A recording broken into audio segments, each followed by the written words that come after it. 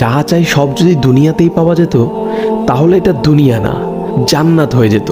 কিছু এলোমেলো ঝড়, কষ্টের দমকা হাওয়া, কিছু অপ্রাপ্তির ভিড় তোমায় কষ্ট দিবে, যন্ত্রণাগুলো পাহাড়ের মতো দেখবে, মাঝে মধ্যে বুকটা ভারী হয়ে আসবে।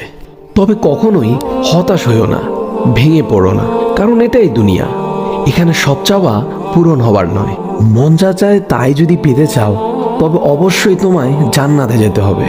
সেখানে তোমায় আর কোনো কষ্টই ছুতে পারবে না। এই যে ছোটোখাটো কষ্টগুলো তোমায় আঘাত করে, এগুলো মূলত তোমায় জান্নাতের নিকটবর্তী করে এবং আল্লাহর সন্তুষ্টির দিকে দ্রুত গতিতে নিয়ে যায়। আর এখানে সুখ দুঃখ কোনোটিই স্থায়ী নয়।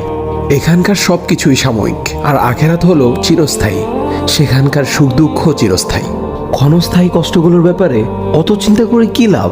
আল্লাহ সুবহানাহু ওয়া তাআলা বলেন, জান্নাতে তোমাদের জন্য তোমাদের মন যা চাই তাই আছে। তোমরা যে জিনিসের আকাঙ্ক্ষা করো তোমাদের জন্য সেখানে তাই আছে। সূরা ফুসসিলাত আয়াত নাম্বার 31। তাই স্বপ্নগুলো আখিরাতের জন্য বাঁচিয়ে রাখো। হতাশ হয়ে নিজেই নিজের উপর জুলুম করো না।